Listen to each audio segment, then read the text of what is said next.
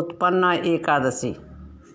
मार्गशीर्ष माह के कृष्ण पक्ष की एकादशी को कृष्ण उत्पन्ना एकादशी कहते हैं। इस दिन विधि पूर्वक पूजन करके कथा सुननी चाहिए। कथा। सतयुग में एक महाभयंकर राक्षस मुर नाम का प्रकट हुआ। उसने अपनी शक्ति से देवताओं पर विजय प्राप्त कर ली और अमरावती पुरी को नीचे गिरा दिया।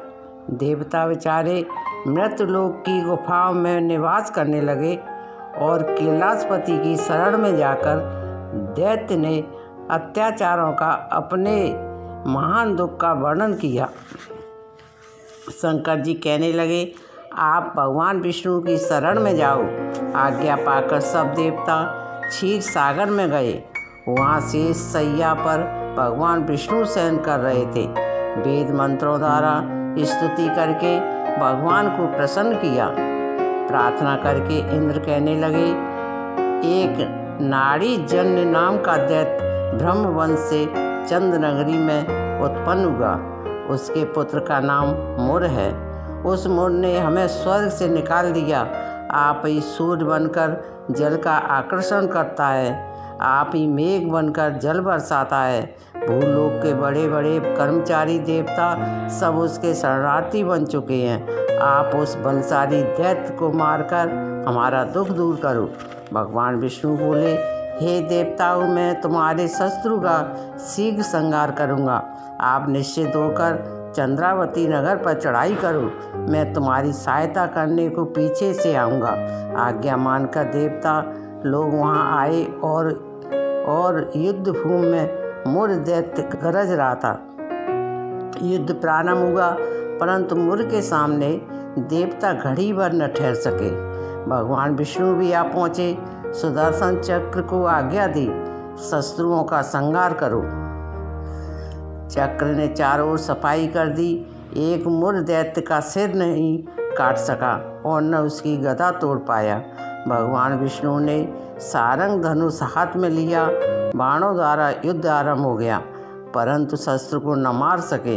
अंत में कुश्ती करने लगे। हजारों वर्ष व्यतीत हो गए, परंतु उस मुर को नहीं मार पाए। मुर दैत्य पर्वत के समान कठोरता, प्रभु का शरीर कमल के समान कोमलता। प्रभु थक गए। उनके मन में विश्राम की इच्छा उत्पन्न हुई और शस्त्र को पीठ दिखाकर भाग पड़े।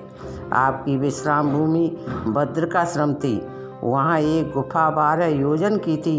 हेमवती उसका नाम था। उसमें घुसकर सो गए। मुर दैत्य पीछे पीछे भागा चला आया। सोते हुए शत्रु को मारने के लिए तैयार हो गया। उस समय एक सुंदर कन्या प्रभु के शरीर से उत्पन्न हुई, जिसके हाथ में दिव्यास्त्र थे। उसने मुर के अस्त्र शस्त्र को टुकड़े टुकड़े कर दिए, रथ भी तोड़ दिया। फिर भी उस शूरवीर ने पीठ न दिखाई। कुश्ती करने को उस कन्या के पास आया। कन्या ने धक्का मारकर गिरा दिया और कहा, यह मल्ल युद्ध का फल है। जब उठा तो उसका सिर काटकर कहा, यह हठ योग का फल है। मुर की सेना पाताल को भाग गई। भगवान निंद्रा से जागे तो कन्या बोली, यह दैत्य आपको मारने की इच्छा से आया था। मैं आपके शरीर से उत्पन्न होकर इसका वध कर दिया। भगवान बोले, तुमने सभी देवताओं की रक्षा की है। मैं तुम पर प्रसन्न हूँ। वरदान देने को तैयार हूँ। जो कुछ मन में इच्छा हो मांग लो। कन्या बोली, जो मनुष्य मेरा व्रत करे उसके घर में दूध, धन, पुत्र हमेशा रहे, अंत में आपके लोक को प्राप्त करे। भगवान बोले, तू एकादशी को उत्पन्न हुई है, इस कारण तेरा नाम एकादशी प्रसिद्ध होगा। जो श्रद्धा से तेरा व्रत करे उसको सब तीर्थों का स्नान का फल मिलेगा। घोर पापों से उद्धार करने वाला तेरा व्रत होगा। ऐसा कहकर भगवान विष्णु अंतर्ध्यान हो गए। पतित पावनी विस्तारिणी का जन्म मार्गशीर्ष मास के कृष्ण पक्ष में हुआ था। इसका कारण इसका नाम उत्पन्ना एकादशी प्रसिद्ध हो गया। जय उत्पन्ना एकादशी की।